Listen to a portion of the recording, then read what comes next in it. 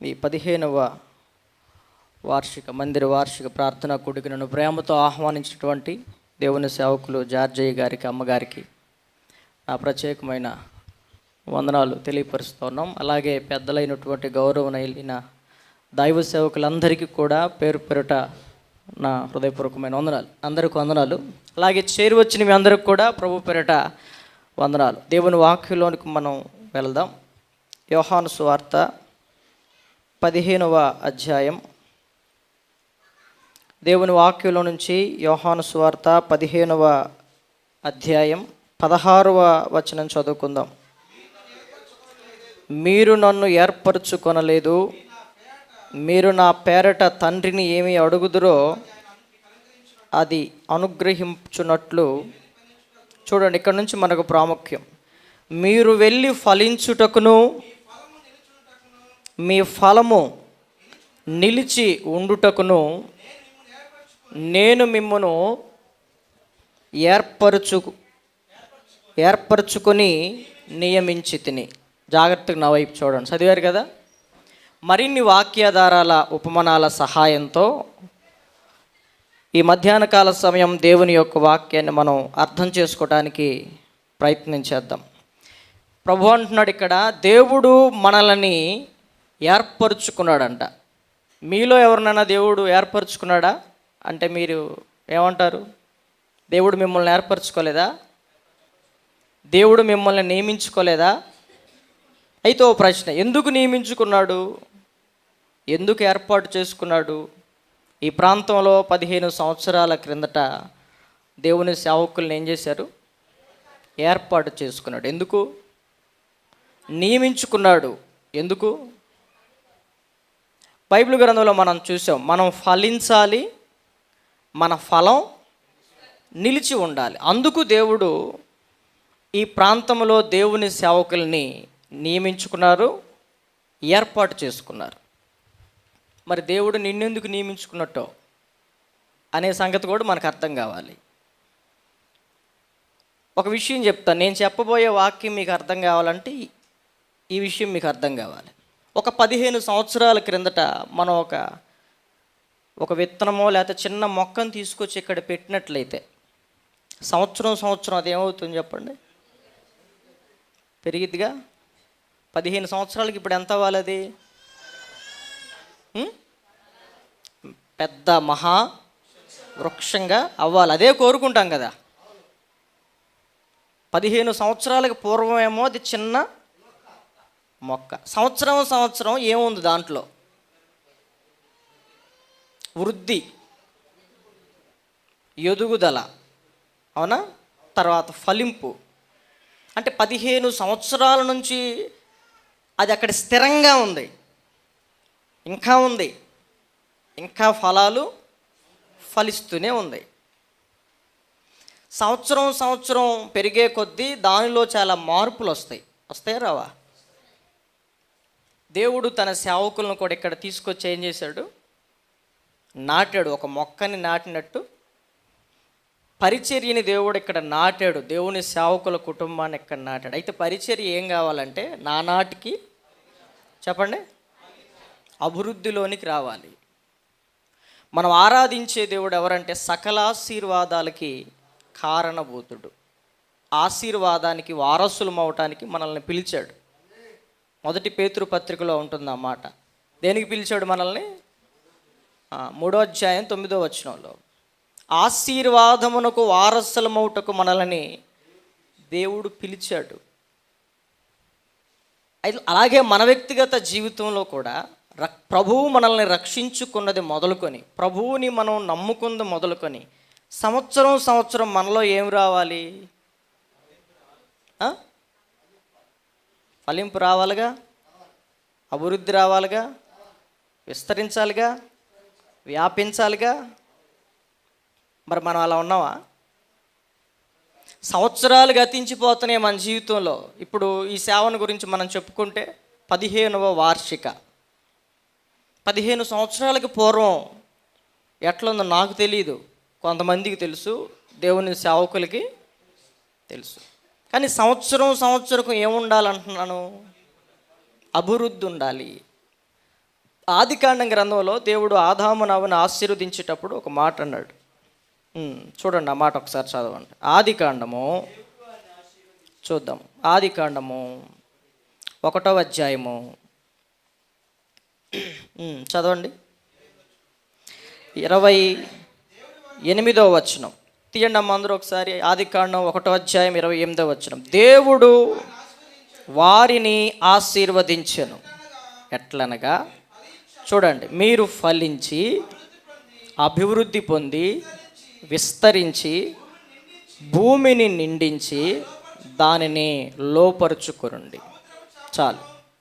దేవుడు వారిని ఆశీర్వదించాడు.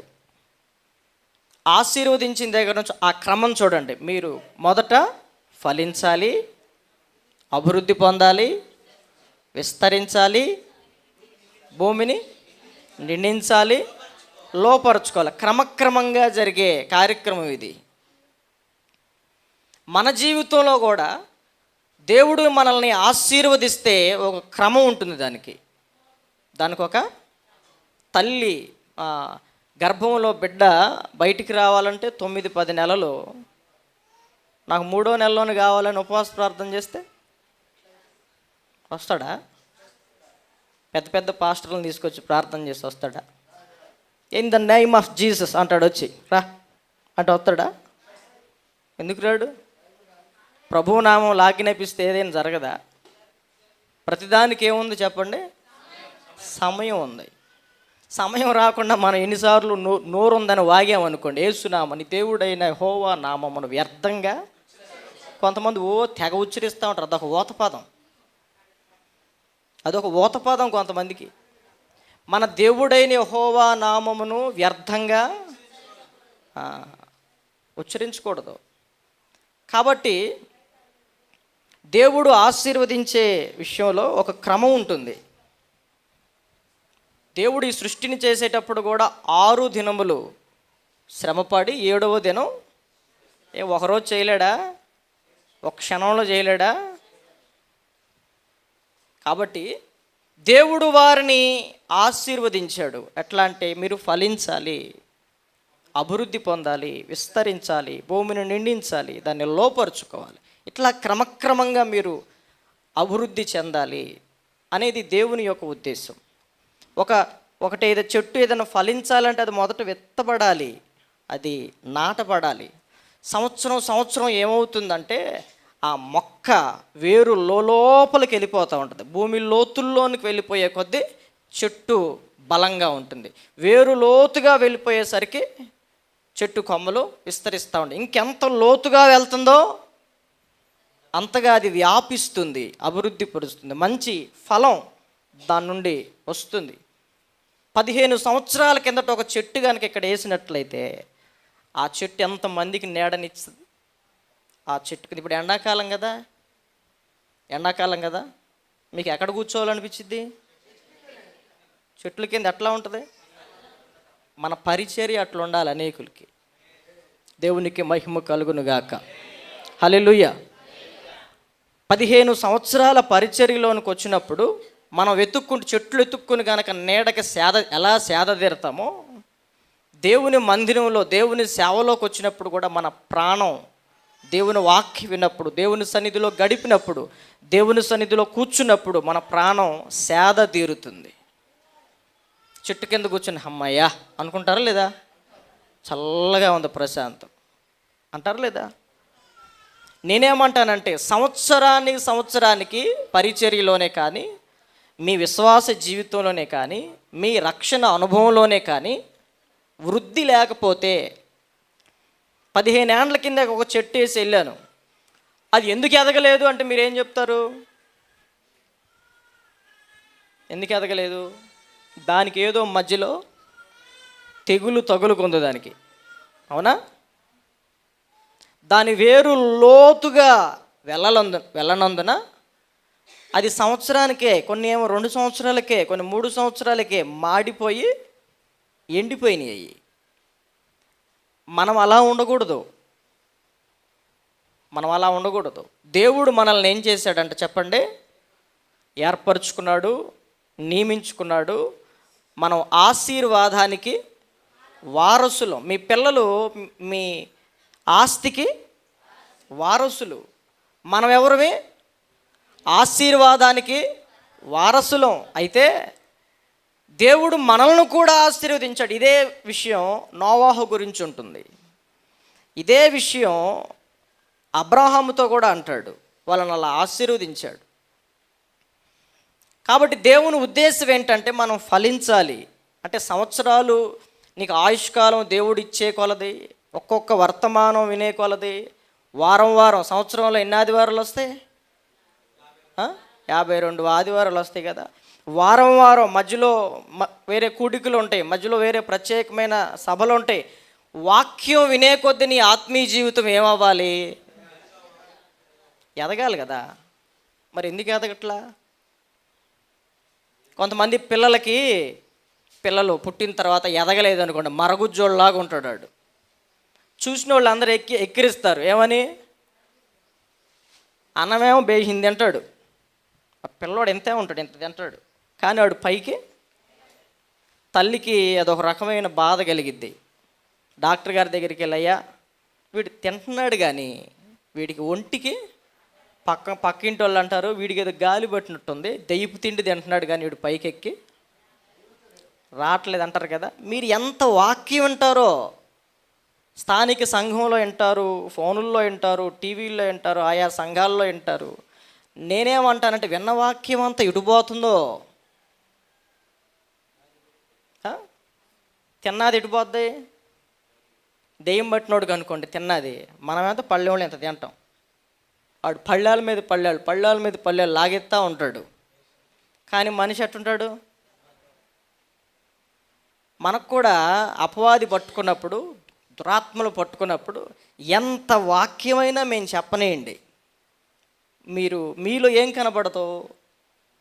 అభివృద్ధి కనబడదు, ఫలించలేరు, విస్తరించలేరు, వ్యాపించలేరు, నింపుదల ఉండదు, లోపరుచుకోలేరు. ఇలాంటి అనుభవాలన్నీ మనలో కనపడతాయి.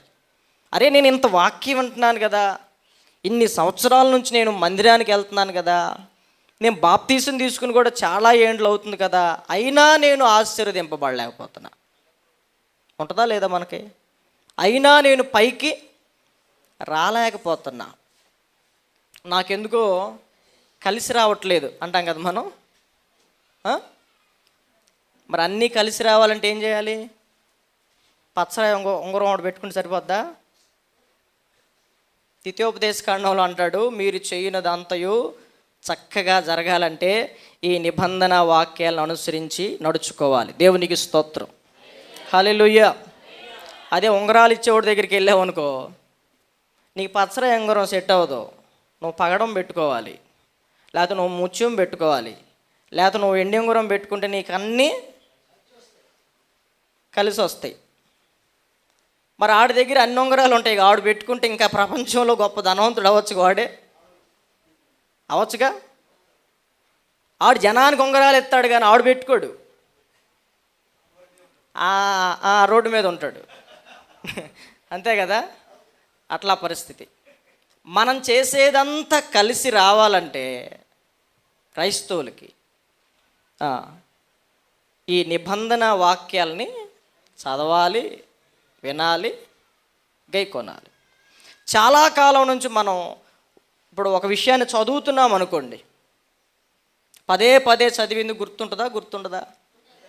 పదే విన్నది గుర్తుంటుందా? మీ పోయినసారి వచ్చినప్పుడు కూడా చెప్పాను, ఒక పాటను నేర్చుకోవాలంటే మీరు ఎన్నిసార్లు వింటారు, ఎన్నిసార్లు కలిసి పాడతారు, పాడినప్పుడు అది నేర్చుకుంటారు. దేవుని యొక్క వాక్యాన్ని చాలా సంవత్సరాల నుంచి మనం చదువుతున్నాం, వింటున్నాం, కానీ అది మనకు గుర్తుండదు.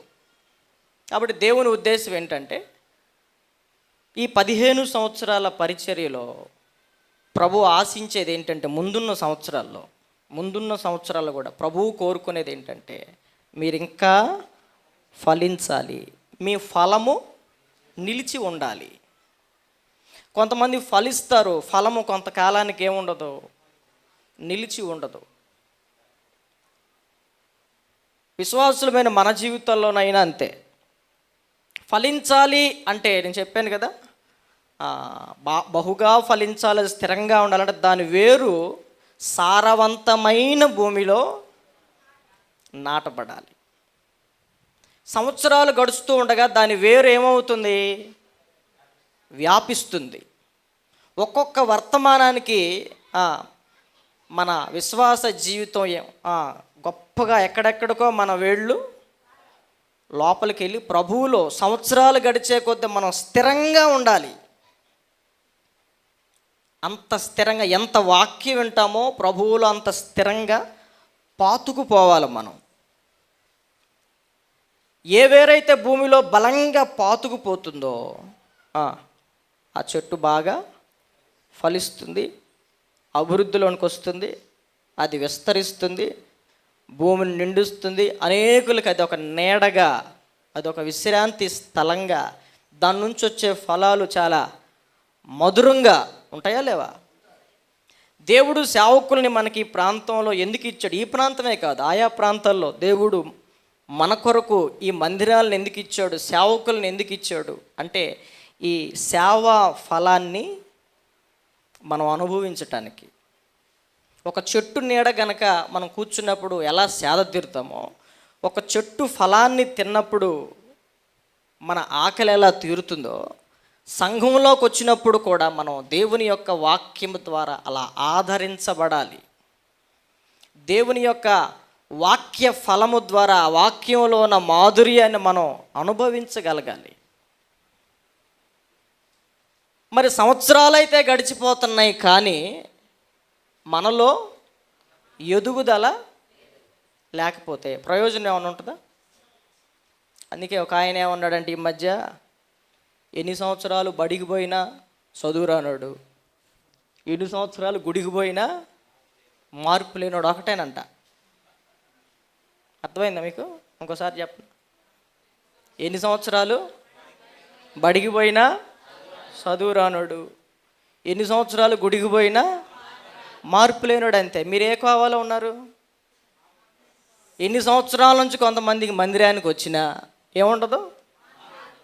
మార్పు ఉండదు. దేవుడు ఏం కోరుకుంటున్నాడు మనలో? మార్పు, మారాలి, రూపాంతరం పొందాలి. మనం ప్రభు యొక్క స్వారూప్యంలోనికి మనం మార్చబడాలి. దేవునికి మహిమ కలుగును గాక. హల్లెలూయా, హల్లెలూయా. కాబట్టి దేవుడు మనకు ఒక మందిరాన్ని ఇచ్చాడు, మనకు ఒక సేవకుడిని ఇచ్చాడు. ఈ స్థలంలో నుంచి అనేకమైన వర్తమానాలను కూడా ఇస్తాడు. మనం దేవునిలో లోతుగా పారేమనుకోండి, మన ఆత్మీయ జీవితం కూడా చాలా లోతుగా ఉంటుంది. భూమిలో మనం ఎంత లోతుకు తవ్వితే అంత మంచినీళ్ళు మనకు పడతాయి కదా. లోతుకు వెళ్ళే కొద్దీ ప్రభువులో కూడా మనం లోతుగా ఉన్నట్లయితే, చెప్పాను కదా, 15 సంవత్సరాల కిందట కనుక ఒక చెట్టు ఇక్కడ వేస్తే అది ఎంత స్థిరంగా ఉంటుంది, ఎంత బలంగా ఉంటుంది. మరి మీరు రక్షింపబడి ఎన్ని సంవత్సరాలు? మీరు ప్రభువులో అంటే ఒక స్థిరముగా ఉన్న చెట్టు ఎన్ని గాలులు వచ్చినా, ఎంత వర్షాలు వచ్చినా, ఎన్ని వరదలు వచ్చినా దాని వేరు గట్టిగా ఉందనుకోండి, స్థిరంగా ఉందనుకోండి, అది ఎంత గాలి వచ్చినా తట్టుకుంటుంది. అవునా కదా? కాబట్టి దేవుడు మనలో ఏం కోరుకుంటున్నాడంటే మీరు ఫలించాలి, అభివృద్ధి పొందాలి, మీరు నానాటికి విస్తరించాలి. ఇది దేవుని యొక్క ఉద్దేశం. ఫలించటానికి, మనల్ని చక్కగా కాపు కాయడానికి జీవము కలిగిన దేవుని తోటలో మనల్ని నాటాడు. బైబిల్ గ్రంథంలో ఇలా ఉంటుంది, వారు యెహోవా మందిరములో నాటబడిన వారై ఆవరణములలో వర్ధిల్లుదురు. మందిరములో నాటపడితే ఎదిగి దాని కొమ్మలు ఎక్కడ ఉంటాయంట? ఆవరణంలో. మన ఇంట్లో చెట్టు వేసుకుంటే పక్క ఇంట్లోకి వెళ్తాయా? ఆడు కోసుకుని తిండు. సాగు చేసేది మనం, మందేసేది మనం, ఎరువేసేది మనం, కోసుకునేది అవునా కదా? కాబట్టి మనం దేవుని యొక్క మందిరములో నాటబడినటువంటి ప్రజలు. చెప్పండి ఇంకో సందర్భంలో, మనం దేవుని మందిరములో నాటబడినటువంటి ప్రజలం. ఎందుకు ప్రభువు మనల్ని నాటాడంటే మనం ఫలించటానికి,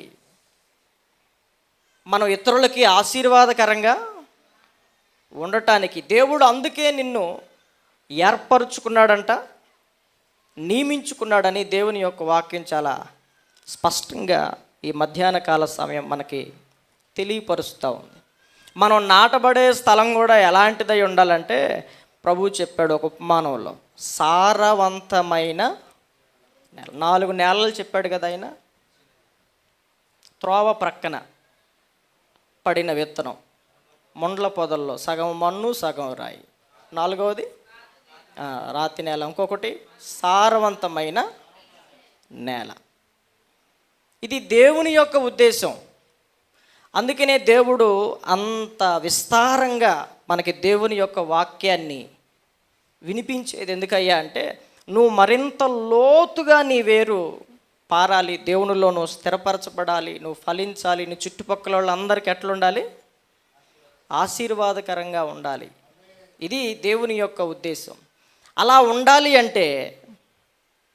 ఉండాలంటే మన వేరు లోతుగా ఉండాలి.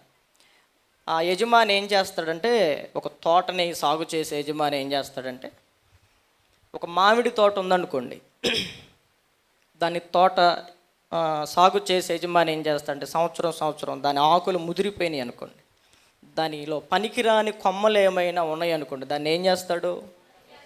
ఎందుకని ప్రభు చెప్తాడు యోహాను సువార్త 15వ అధ్యాయంలో, అది బహుగా ఫలించాలని దానిలోని పనికి రాని తీగలను తీసేస్తాడు.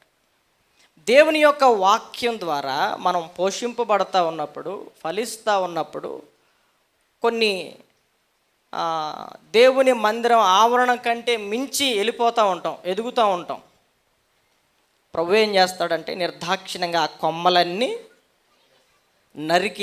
నరికేటప్పుడు ఏమైనా దయా జాలి, అమ్మో నీళ్లు పోసిన చెట్టు, ఎరువు వేసిన చెట్టు, కొంతమంది నరకరు కదా చెట్లని.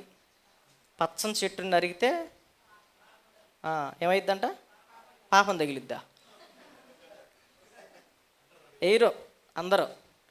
నా బోటుడు ఎవడన్నా చెట్టు నరుగుతున్నాడు, అయ్యా ముట్టుకో మాకు, నువ్వు చెయ్యేస్తే ఏమైద్ది? ఎండిపోద్దంట. అంత శక్తి ఉంది నాకు అనిపించింది.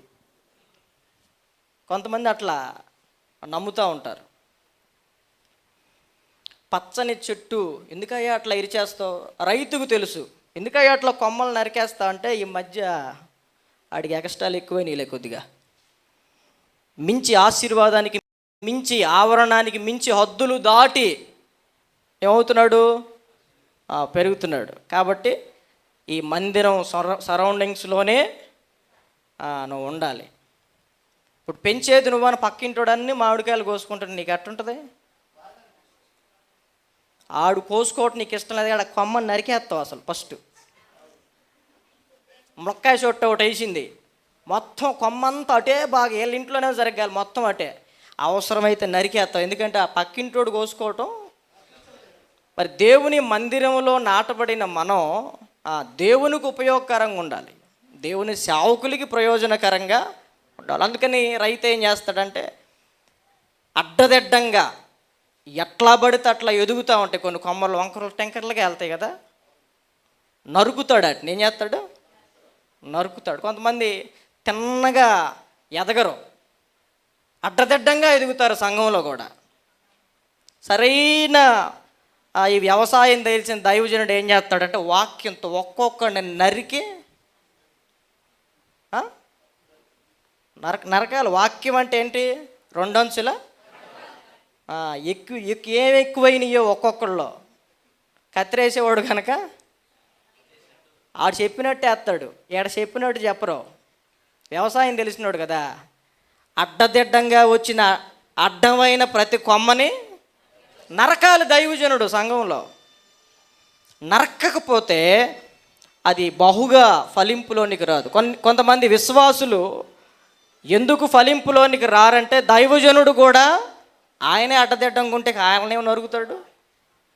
ఆయనకే సరైన వ్యవసాయం తెలియకపోతే, ఇప్పుడు వ్యవసాయంలో అనుభవం కలిగిన వాళ్ళు ఉంటారు, తల్లబడిన వాళ్ళు ఉంటారు. ఈ మధ్య యూట్యూబ్ వ్యవసాయం చేస్తున్నారు కొంతమంది.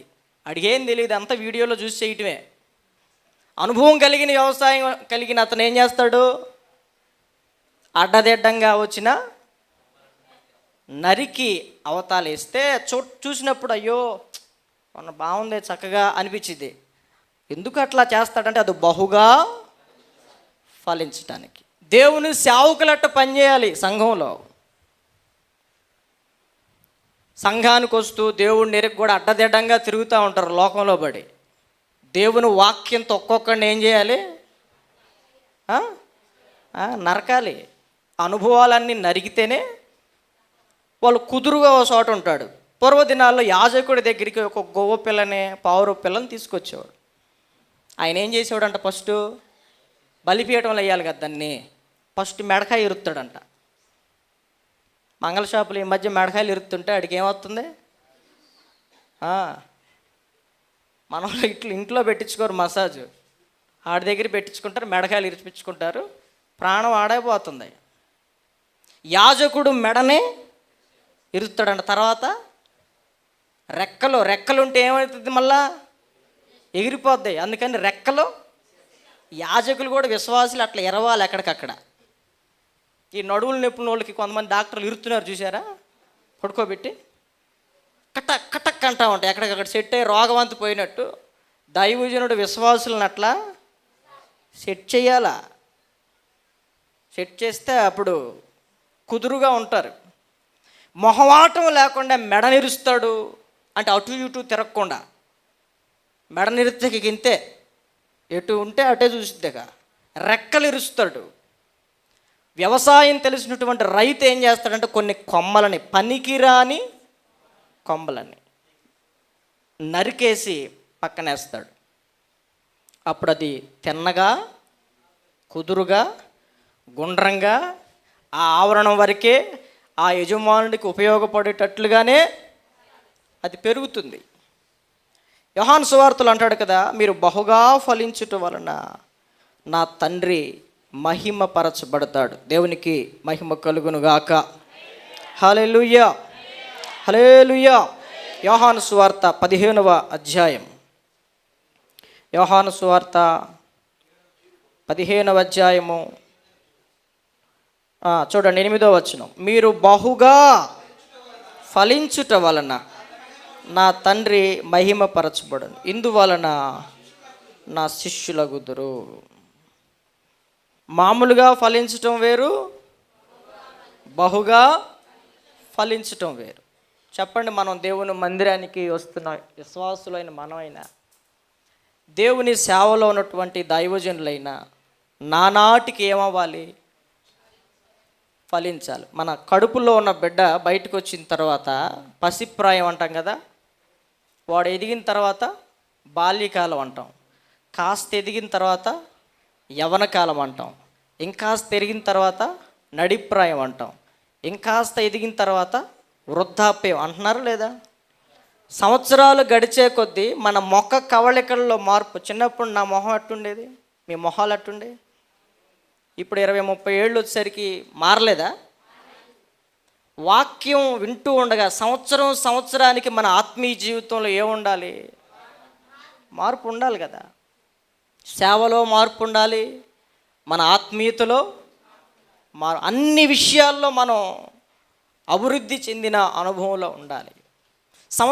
సంవత్సరానికి ఒక మంచి ఫలాలని దేవునికి అందించే బిడలుగా మనం ఉండకపోతే అసలు మనం భక్తి చేయటం నాకు తెలిసి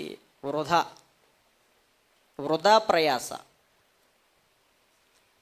అందుకే నేను ప్రారంభంలో అన్నాడు, దేవుడు మిమ్మల్ని ఏర్పరచుకుంది ఎందుకో చెప్పాడు, ఎందుకు మిమ్మల్ని నియమించుకున్నాడో చెప్పాడు, ఎందుకు మిమ్మల్ని పిలుచుకున్నాడో మనం వింటా వచ్చాం. కాబట్టి దేవుని ఉద్దేశం మనమందరం బహుగా ఫలించాలి. కానీ అపవాది ఉద్దేశం ఏంటంటే మనం ఫలించటం వాడికి, అంటే మనం పచ్చగా ఉండటం ఇష్టం ఉండదు. కొంతమంది కుళ్ళుమూత స్వభావం కలిగిన వాళ్ళు ఉంటారు కదా, కుళ్ళు. పక్కనోడు బాగా ఎదుగుతూ ఉంటుంటే వాళ్ళ కడుపులో ఒక రకంగా తట్టుకోలేరు అనమాట. అంతెందుకు 10th క్లాస్లో మన పక్కింటి వాళ్ళు బాగా ఫస్ట్ ర్యాంక్ వచ్చింది, ఇలా వీడికి రాలా, అదే బడి, ఆమెకు ఎట్టుంటుంది? కడుపులో ఒక రకంగా ఉండదా, మనసులో ఒక రకంగా ఉండదా? మనమే ఓర్చుకోలేము. అపవాదిగాడు కూడా మనం దీవెనకరంగా ఆశీర్వాదకరంగా ఉంటే, మన సేవ వర్ధిల్లుతా ఉంటే వాడు ప్రశాంతంగా ఉండలేడు. కాబట్టి దేవుని ఉద్దేశం ఏంటో చెప్తున్నాను ఈ మధ్యాహ్న కాల సమయం మీకు. మనం బహుగా ఫలించుట వలన తండ్రి మహింపరచబడతాడు. మీరు బహుగా ఫలించటం వలన మీరు ఏమవుతారంటే దేవునికి శిష్యులు అవుతారు. దేవునికి స్తోత్రం, హల్లెలూయా. మీరు చదవండి, యోహాను సువార్తలో చాలా అద్భుతమైన మాటలు ఇక్కడ మనకు కనపడతాయి. 15వ అధ్యాయము 1వ వచనం. నేను నిజమైన ద్రాక్షావళిని, నా తండ్రి వ్యవసాయకుడు. నాలో ఫలింపని ప్రతి తీగను ఆయన తీసి పారవేయును. ఫలించు ప్రతి తీగ మరి ఎక్కువగా ఫలించవలనని దానిలోని పనికిరాని తీగలను తీసివేయును. చెప్పాను కదా, మనలో కొన్ని పనికిరాని అనుభవాలన్నింటినీ దేవుని సేవకుల ద్వారా, దేవుని యొక్క వాక్యం ద్వారా మనం బహుగా ఫలించాలని ఆశపడిన దేవుడు ఏం చేస్తాడంట? నిర్దాక్షిణ్యంగా ఆ తీగలను ఏం చేయాలి? తీసేయాలి. 1 కిలో టమాటాలు సంచులకు పాడైపోయిన ఒక టమాటా వేసాను అనుకోండి,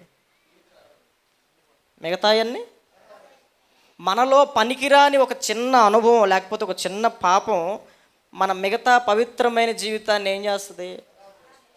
ఇది ఒకటేగా అనుకుంటాం కదా మనం. చిన్న విషపు చొక్కేసా పాలల్లో, గ్లాస్ పాలలు తాగు, ప్రార్థన చేసేది తాగు అన్నాను అనుకో, తాగుతావు నువ్వు? చిన్న విషపు చొక్క ఎంతగా, పాలేం గ్లాసుడు ఇచ్చా, చిన్న విషపు చొక్క ఏం చేసిద్ది? పాలని మొత్తం. అది మనలో పనికిరాని అనుభవాలు కొన్ని ఉంటాయి. ఈ పనికిరాని అనుభవాల మూలంగా మన సేవ కొన్నిసార్లు వర్ధిల్లదు. నాదైనా కానీ నేను ఒక 16-17 సంవత్సరాల నుండి చేస్తాను. 2008 నుండి చెప్తున్నా దేవుని వాక్యం. ఎప్పుడు? 2008 నుంచి. పనికిరాని అనుభవాలు మనల్ని ఏం చేస్తాయి అంటే, మనం ఆశీర్వాదానికి వారసులుగా అవ్వకుండా ఆపేస్తాయి. అది సేవ అయినా సరే, విశ్వాస జీవితమైనా సరే. దేవుడు తన సేవకుల్ని రేపి మనలో ఉన్న పనికిరాని తీగల్ని కత్తిరిస్తాడు. దేవుని సేవకుడు కూడా దేవుని మాటకు లోబడి సంఘాన్ని సరిచేయటానికి మొహమాటం లేకుండా ఏం చేయాలి? బోధ చేయాలి. ఆయన బోధలో పనికిరాని తీగలని, అంటే ప్రసంగం, ఎందుకంటే మనలో ఉన్న పనికి మాలిన అనుభవాలన్నీ తీసేయాలి. ఒక ప్రసంగం విన్న తర్వాత నీలో ఉన్న పనికిరాని అనుభవాలని నువ్వు కడుక్కోగలగాలి. అప్పుడు ఆత్మకార్యం జరిగినట్టు. దేవునికి స్తోత్రం, హల్లెలూయా. వాక్యం విన్న తర్వాత కూడా నీ బతుకు అట్లాగే ఉందంటే నీకు ఇంకా శుద్ధి చేసుకోలేదని అర్థం. లేదా దైవజనుడు సరిగ్గా పనికిరాని తీగని నీలో నుంచి తీసేయలేదు అని అర్థం. పొరపాటు మా వైపు అన్నా ఉండాలి, లేకపోతే నీ వైపు అయినా ఉండాలి. ఈ 2 వైపులు పొరపాట్లు ఉంటే నీ జీవితంలో ఎప్పటికీ నువ్వు ఆశీర్వాదం పొందలేవు. డాక్టర్ గారి దగ్గరికి వెళ్తే ఆయన గడ్డొచ్చింది లోపల, తీసేయాలమ్మా అన్నాడు. పర్లేదులే ఉండనియండి అంటావా? తీసేయమంటావా? తీసేస్తే నీ ప్రాణానికి ప్రమాదం ఏముండదు అంటాడు. బాగా అనుభవం కలిగిన డాక్టర్ గారు తెస్తాడా? మన ఇళ్ళకి వస్తాడా? ఆర్ఎంపీ డాక్టర్ తెస్తాడయ్యి. పొరపాటున వాడు నీ మీద పరిశోధన చేశాడు అనుకో. ఈ మధ్య ఏమైందంటే గర్భిణీకి ఆడికి తెలియదు, ఎక్స్పీరియన్స్ తెలియనప్పుడు ఆర్ఎంపీలు ఏం చేయాలి? పెద్ద హాస్పిటల్కి తీసుకెళ్ళాలి. ఆడికి ఏదో కమిషన్ వచ్చింది కదా, ఆడ ఆ పని చేయకుండా నేను చూస్తానని ప్రయోగం చేశాడు. కోసాడు, పిల్లోడిని తీసాడు, ఆడు కుట్లేయటం తెలియదు, మర్చిపోయాడు. ఏమవుతుంది? కొంతమంది సేవకులకి వైనంత అయినంత తెలియదు, ఏదో సేవ చేస్తారు, నన్ను పిలిచాడు అంటారు. చెప్పటం కుదరదు. సంఘాన్ని ఎట్లా సెట్ చేసుకోవాలో, పనికిరాని తీగలను ఎట్లా తీయాలో, పనికొచ్చే పాత్రగా వ్యక్తిని ఎలా చేయాలో కొంతమందికి వైనం తెలియదు. బుద్ధి జ్ఞానం చేతులారా సంఘాన్ని ఏం చేస్తారు? పాడు చేస్తారు. మీకు వంట చేయటం అందరికి వచ్చా? కానీ ప్రావీణ్యులు ఉంటారు మీలో. చికెన్తో పాటు ఆ చేదు కూడా వేసిద్దాయి, వేసి తిప్పింది అనుకో, కూర అంతా ఏమవుతుంది? మరి తెలిసినోడు ఏం చేస్తాడు? కట్ చేసేటప్పుడు చేదంతా తీసేసి, పేగిలన్నీ తీసేసి అవసరమైంది మనకిస్తాడు. కొంతమంది సేవకులకి ఈ విధానం తెలియదు. పనికిరానివి ఎట్లా తీసేయాలో తెలియదు. యేసుప్రభు ఒక మాట చెప్పాడు, అయ్యా రాత్రి గోధుమలు విత్తొచ్చాం, కానీ పొద్దునేళ్ళు చూస్తే గురుగుడు రెండు కలిసి ఉన్నాయి. అంటే మరి ఏం చేయమంటావు అంటే, మీరు కాదు తాగండి, మీ ఆడావుడైందో నాకు తెలుసు, మీకు గనికి పని అప్పు చెబితే గురుగులతో పాటు అంత పనిమంతులు మీరు. పనోడు పందిరేస్తే పిచ్చుకలు వచ్చి పడేసినాయి అంట, సామెత అంటారు చూసారా, ఆడి పనితనం అట అంటది. పిచ్చుకొచ్చి ఎగిరి పందిరి మీదకి రాగానే ఆడు వేసిన పందిరి అంత గట్టిగా ఉంది, అది అంత పనోడు. మన పనితనం ఆయనకి తెలిసే, ఆగండి రాకడ వరకు ఆగండి, మిగతా అప్పుడు నేను వేరు చేసుకుంటా, అది మీ పని కాదు నా పని అన్నాడా లేదా? కాబట్టి దైవజనుడు ఏం చేయాలంటే, విశ్వాసుల్లో ఉన్నటువంటి పాపాన్ని వేరు చేయగలిగిన సామర్థ్యం కలిగిన వాడై ఉండాలి. దేవునికి స్తోత్రం, హల్లెలూయా. చక్కగా వేరు చేయాలి. చికెన్ కొట్టేవాడు కనుక వేస్ట్ అంతా తీసేసి పక్కనేస్తాడా? స్కిన్ అంతా తీసేసి పక్కనేస్తాడా? ఆ విధానం సత్యవాక్యాన్ని, అదే అన్నాడు, సత్యవాక్యాన్ని సరిగా విభజించాలి దైవజనుడు. ఒక వాక్యం మనం విన్న తర్వాత మనలో ఉన్న పనికిరాని అనుభవాలన్నీ ఏమైపోవాలి? తీసివేయబడాలి. ఒక్కొక్క ప్రసంగం ఒక్కొక్క ఆపరేషన్ లాంటిదన్నమాట. మీరు ఆపరేషన్ థియేటర్లోకి వచ్చారు, పని ప్రారంభించాం, కుట్లేసి పంపిస్తాం తీసేసి, తర్వాత మీకు ఎట్లా ఉండాలి? అమ్మ ఇప్పుడు ఎట్లుంది అంటాడు అబ్జర్వేషన్లో ఒక వారం ఉండి, చాలా బాగుంది అయ్యగారు, చాలా బాగుంది. దేవుని యొక్క వాక్యం అట్లుండాలి మనకి. ఒక వాక్యం విన్న తర్వాత మనలో ఉన్న పనికిరాని తీగలన్నీ తీసివేయబడాలి, కత్తిరింపబడాలి, నరకబడాలి. ఆ ఉన్నంత వరకు నీ జీవితంలో నువ్వు ఫలించలేవు, నువ్వు అభివృద్ధిలోనికి రాలేవు. అవన్నీ ఉంచుకుని నేను అభివృద్ధి పొందుతానంటే కుదిరిద్దా? మరి దేవుని మందిరానికి వచ్చి ఈ పనికిరాని కొమ్మలన్నిటినీ ప్రభువుకు అప్పగిస్తే ఆయన నరుగుతాడు. నువ్వు చక్కగా తిన్నగా దేవుని సన్నిధిలో ఎదుగుతావు. మనం అట్లా ఉండాలి. మన దైవజనులు అలా ఉన్నారనుకోండి, ఆ సంఘం చాలా ఆశీర్వాదకరంగా సత్యానికి ఒక స్తంభంగా నిలబడుతుంది. దేవునికి స్తోత్రం, హల్లెలూయా. ఇప్పుడు వైద్యం చేసే డాక్టర్ గారు సరిగ్గా, కొంతమంది ఏం చేస్తారు, ఈ మధ్య ఆపరేషన్ చేసి కత్తిరి లోపల మర్చిపోతున్నారంట. ఆడికి ఎన్ని బాధలు ఉన్నాయో ఇంట్లో, ఆడి మైండ్ పోయి కత్తిరి లోపలేసి కుట్టేస్తున్నారు. తర్వాత స్కానింగ్ తీస్తే ఎట్లుందని కత్తిరి కనపడుతుంది లోపల. నిజం, నేను అన్నీ నవ్వుకోవడానికి చెప్పట్లా, వాస్తవం ఇవన్నీ. అట్లాంటి పనిమంతులు ఉన్నారు డాక్టర్లో, సేవకుల్లో కూడా ఉండాలి అలాంటి పనిమంతులు. అవసరమైన కట్ చేయరు, అనవసరమైన కట్ చేయరు, అవసరమైన కట్ చేస్తారు. వాడు అసలు ఎందుకు పనికి రాకుండా పోతాడు, వాడు అసలు దేనికి పనికి రాకుండా పోతాడు. పనికి రాని తీగలను తీసివేసే నైపుణ్యం ఉండాలి సేవకుడి దగ్గర. నువ్వు కూడా ఆపరేషన్ చేయించుకునేటప్పుడు నువ్వు మాట వినవని ఫస్ట్ మొత్తు డాక్టర్ని తీసుకొచ్చి ఏం చేస్తాడు? వీపుకి నువ్వు వింటావేంటి మాట? తీసేసుకోవాలని ఆశ అయితే ఉంటుంది, కానీ కోసేటప్పుడు మరి బాధగా ఉంటుంది కదా, ఎగిరెగిరి పడతా ఉంటావు. మీరు చేపలను తెచ్చి రుద్దేటప్పుడు అది ఎగిరెగిరి పడతాం, పెట్ట 4 తలకాయ దానికేసి కొట్టిద్ది, ఇటుక రాయి పెట్టి 4 దెబ్బలు వేసిద్ది, అప్పుడు ప్రశాంతంగా పని జరిగిద్ది. అందుకే మొత్తిస్తాడు ప్రశాంతంగా పని చేయటానికి. అర్థమవుతుందా?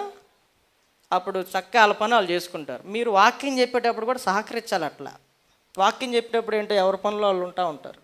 ఫోన్ చూసుకుంటాడు ఒక ఆయన, అప్పుడు బైబిల్ చదువుతాడు. కొంతమంది సేవకులు అయితే వాక్యాలు ప్రిపేర్ చేసుకుంటూ ఉంటారు. అప్పుడు ఈడు జీవితం మేము వినేది ఏంది అని. వాక్యం నాకు, మనకి, మన అందరికీ మాట్లాడేది ఎవరాడా? దేవుడు. ఆ విధానం మాకు కూడా ఉండాలి. ఇప్పుడు ఎవరన్నా చెప్పినప్పుడు నేను కూడా ఏం చేయాలి? కళ్ళు అట్లా మూసుకుని ధ్యానంలో ఉన్నాను అనుకో, వీడేంటిరా ధ్యానంలో ఉన్నాడేంటి, మనమందరం బైబిల్ తీసి చదువుతాం అనుకుంటారు కదా. నాలంటూ మీరు తీసుకుంటారు, నేను చెప్పినప్పుడు మీరు కూడా అటు ధ్యానంలో ఉన్నారనుకోండి, ఇంకెట్లా ఉంటుంది పరిస్థితి? కాబట్టి తెలిసి ఉండాలి. ఒక దైవజనుడు మన సంఘానికి వస్తున్నామంటే మనలోని పనికిరాని అనుభవాలన్నీ తీయాలంటే దైవజనుడికి కూడా మీరు ఏం చేయాలి? సహకరిస్తే ఆయన పని ఆయన చేస్తాడు. ఆ పనికిరాని తీగలను తీసేసే టాలెంట్ లేకపోతే మీ జీవితం నాశనం అయిపోద్ది. అందుకని ఒక సారవంతమైన సంఘంగా మనం అక్కడికి వెళ్ళాలి. ఒక సారవంతమైన నేలలో నాటబడాలి. ఒక ఆరోగ్యకరమైనటువంటి బోధ మనం వినాలి. దేవునికి స్తోత్రం, హల్లెలూయా. ఆరోగ్యకరమైన బోధ వింటే, ఆరోగ్యకరమైనవి, రోజుకు ఒక యాపిల్ తింటే మంచిదంట. రోజు ఏం తింటుంది? పొద్దున్న ఒక 5 బాదం పప్పులు నానేసుకుంటే మంచిదంట. కాసిన జీడిపప్పు. రోజు వాక్యం చదివితే మంచిదంటే వాడు అని చదువుతాడా? 1 కేజీ తెచ్చుకొని తినండి, ఆపరేషన్ చేయించుకున్న బాగా కండబట్టిద్ది అంటే కేజీలు కుక్కను కోసుకుని తినమన్నా తింటాడు. ఇప్పుడు ఏం తినమంటే అది తింటున్నారు, ఏ తాగమంటే అది తాగుతున్నారు. నువ్వు ఆరోగ్యం కోసం రేపు ఏ తినమన్నా కలుపుకొని తాగమన్నా తాగేటట్టే ఉన్నారు జనాలు. ఎందుకంటే ఆరోగ్యం కోసం ఏమేం చేస్తారు. మన బోధ కూడా ఎలాంటి బోధ వినాలి? ఆరోగ్యకరమైన బోధ అంటే మన ఆత్మీయ జీవితం కూడా ఆరోగ్యంగా ఉంటుంది. దేవునికి స్తోత్రం. అలాగున మన దైవజనుల కోసం మనం ప్రార్థన చేయాలి. మన సంఘం కోసం, మన సేవకుని కోసం మనం అట్లా ప్రార్థన చేయాలి. నా సంఘంలో అలాంటి కార్యక్రమాలు జరగాలి, నా దైవజనుడు అలా వాడబడాలి, నా సంఘస్థులు కూడా అలాగా పనికిరాని తీగలు ఈ సంఘంలో ఏం చేయబడాలి? వేరు చేయబడాలి. అప్పుడు పనికిరానివన్నీ మనలో నుండి ఎప్పుడైతే పోతాయో అప్పుడు మనం మంచి ఆరోగ్యం ఉంటుంది, మన ఆత్మీయత కూడా బాగుంటుంది. శరీరంలో ప్రతిరోజు వ్యర్థాలన్నీ ఉత్పత్తి అవుతాయి, వెళ్ళిపోతూ ఉంటాయి. వ్యర్థాలన్నీ ఉత్పత్తి అవుతాయి. ఒక 4 రోజులు రాలా, పొట్ట ఏమైద్ది? మొహం, కిడ్నీలు పనిచేయట్లా, ఆడు మొహం ఇంతలావు అయింది, పొట్ట ఇంతలావు అయింది. ఎప్పటికప్పుడు వేస్ట్ ఏమైపోవాలి? బయటికి వెళ్ళిపోవాలి. మనలో కొన్ని పనికిరాని ఆలోచనలు కొన్ని ఉంటాయి, పనికిరాని స్వభావాలు, పనికిరాని మనస్తత్వం మనలో ఉన్నంతకాలం ఎంతమంది దైవజనులు మీ నెత్తి మీద నూనె రాసి రుద్ది ప్రార్థన చేసినా నీకేం రాదు? మార్పు రాదు. నువ్వు ఎక్కడికైనా పో, హైదరాబాద్ పో, బెంగళూరు పో, ఇంకెక్కడికైనా పో, ప్రపంచంలో ఏ దిక్కుకైనా పో, మనలో పనికిరాని ఆ ఆలోచనలు మనలో నుండి వేరు చేయబడకుండా నేను దీవింపబడతానంటే అది సాధ్యమయ్యే పనే. ఇప్పుడు మనకు వరి పంట ఉంది కదా, ఇక్కడ ఆ పంట వేశారు, దాని చుట్టూ ఏముంటాయి? కలుపు మొక్కలు. రైతు ఏం చేస్తాడు? కొంతకాలానికి దిగి తర్వాత ఇంకొంతకాలం తర్వాత మళ్ళా రెండోసారి, అట్లా మూడోసారి, లేదా ఈ మధ్య మందులు వచ్చినాయి కొన్ని, ఆ మందు కొడతాడు, కలుపు మందు కొట్టినప్పుడు కలుపు మొక్కలు మాత్రమే పాడైపోతాయి, కానీ వరి మొక్కలు మాత్రం బాగుంటాయి. ఈ ప్రసంగం ఎలాంటిదంటే మీకు ఒక మందు లాంటిది. మీలో పనికిరాని తీగలు మాత్రమే పాడైపోతాయి, మీరు చాలా బాగా ఉంటారు. అట్లా ఉండాలి ఈ వాక్యం. అలాంటి వర్తమానాలు మీరు విన్నప్పుడు మనం చాలా ఆశీర్వాదకరంగా, ఫలభరితంగా ఉంటాం. అందుకనే కొంతమందిని బహుగా ఫలింప చేయాలనే జీవము కలిగిన దేవుని సంఘంలోనికి తీసుకొస్తాడు దేవుడు. సంఘంలో ఏం చేయబడతాయి? వేరుబాటు చేయబడాలి. చెప్పాను కదా, అడ్డదిడ్డంగా పెరిగితే, టేకు చెట్టు అడ్డదిడ్డంగా పెరిగింది అనుకోండి, నరికి అవతాలేస్తాడు. చక్కగా పెరగటానికి చిన్నప్పుడే కొమ్మకు మనం ఏం చేస్తాం? ఒక కర్ర పెట్టి చక్కగా తిన్నగా పెరగాలని. అట్లా అడ్డదిడ్డంగా పెరగకుండా ఒక విశ్వాసిని, సేవకుడు ఏం చేయాలి? చాలా కట్టుదిట్టంగా పెంచితేనే ఆ వ్యక్తి ప్రభువులో తిన్నగా ఉండగలుగుతాడు. పనికిరానివన్నీ తీసేయగలగాలి. ప్రభువు చెప్తున్న మాటలు అవన్నీ. ఇలాగ జరిగితే ఏమవుతుందయ్యా అంటే మనం బహుగా ఫలిస్తాం. మీరు బహుగా ఫలించుట వలన నా తండ్రి మహిమపరచబడతాడు అంటాడు. ఇంకా యోహాను సువార్తలో చాలా విషయాలు ఉంటాయి. నేను ముగింపులోకి వచ్చేస్తాను. చూడండి, యోహాను సువార్త 15వ అధ్యాయం 4వ వచనం. నా యందు నిలిచి ఉండుడి, మీ యందు నేనును నిలిచి ఉందును. తీగ ద్రాక్షావల్లిలో నిలిచి ఉంటేనే గాని తనంతట తాను ఎలాగూ ఫలింపదో అలాగే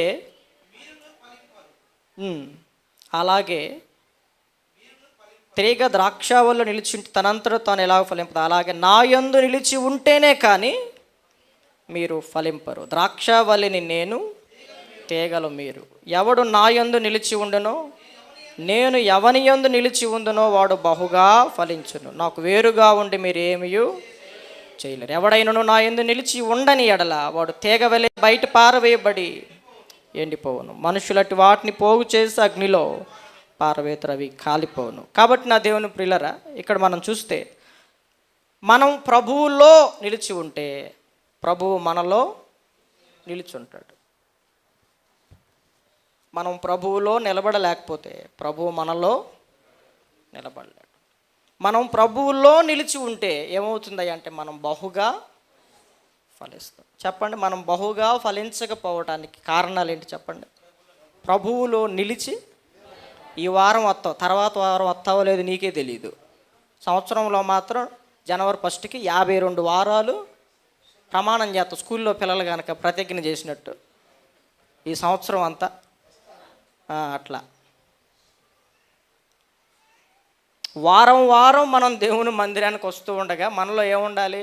పూటకి తింటావు, పళ్ళు తింటావుగా, పూటకి తినటం వలన ఏమొస్తుంది? శరీరానికి వస్తుంది కదా. తినకపోతే మరి దేవుని యొక్క వాక్యాన్ని ఎంత వింటే అంత ఏమవ్వాలి? మన ఆత్మీయ జీవితం బలంగా ఉండాలి కదా. కాబట్టి ఆయనలో నిలిచి ఉండకపోతే, ఆయనకి వేరుగా బతికితే మనం ఎప్పటికీ ఫలించలేం.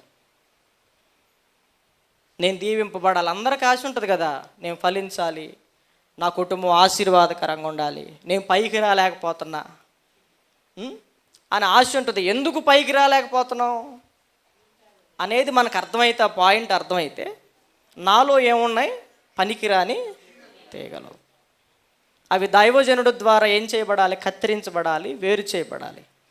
అడ్డదిడ్డంగా పెరగటం మూలంగా నేను ఫలించలేకపోతున్నాను. నాలో ఉన్న అడ్డదిడ్డంగా పెరిగిన అనుభవాలన్నీ నరకబడాలి. ఇవన్నీ వేరు చేయబడినప్పుడు, నరకబడినప్పుడు నేనేమవుతాను? బహుగా ఫలిస్తాను. ఇంకొకటి మనం చూసాం, ఆయన యందు మనం సరిగా నిలిచి ఉండకపోవటం మూలంగా మనం అభివృద్ధిలోనికి రాం. అది మీరైనా కానీ, ఇక్కడ జరుగుతున్న పరిచర్య అయినా కానీ, ప్రభువులో మనం నిలిచి ఉన్నంత కాలం, చెట్టు భూమిలో నిలిచి ఉన్నంత కాలం, దాని వేరు భూమిలో నిలిచి ఉన్నంత కాలం ఏమవుతుంది చెప్పండి? ఫలిస్తుంది. పీకేస్తే పక్కనేస్తే ప్రభువుకి వేరుగా ఉండి మనం ఆశీర్వాదకరంగా మనం ఉండలేం. కాబట్టి ఈ స్థలములో మనం నాటబడ్డాం. ఎలా ఉండాలంటే, వారు యెహోవా మందిరములో నాటబడిన వారై ఆయన ఆవరణములో వర్ధిల్లేటట్లుగా ఉండాలి. దేవుని మందిరానికి వచ్చిన వాడు వర్ధిల్లాలి, అభివృద్ధి పొందాలి, విస్తరించాలి, భూమిని నిండించాలి, దానిని లోపరుచుకోవాలి. మనల్ని చూసి ఇతరులు వీళ్ళేంట్రా ఇంత ఆశీర్వాదకరంగా ఉన్నారు, ఇంత ఫలభరితంగా ఉన్నారు, ఇంత దీవెనకరంగా ఉన్నారని మనల్ని చూసి ఎవడన్నా మారొద్దు. మనల్ని చూసి ఎవడు మారుతాడు?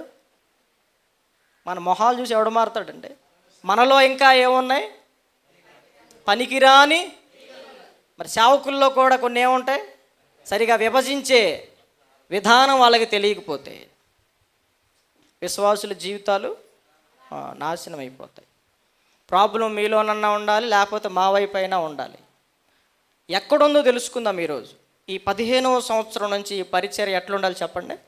ఫలించాలి, అభివృద్ధిలోనికి రావాలి, విస్తరించాలి, భూమిని నిండించాలి, లోపరుచుకోవాలి. ఇది చూసి మిగతా వాళ్ళకు కూడా ఈ పరిచర్య ఫలం నిలిచి ఉండాలి. దైవజనులు ఇక్కడ లేకపోయినా ఆ ఫలం తర్వాత, ఇప్పుడు మన తల్లిదండ్రులు మనతో లేకపోయినా మనం ఉంటున్నాంగా, అట్లా మన ఫలం నిలిచి ఉండాలి.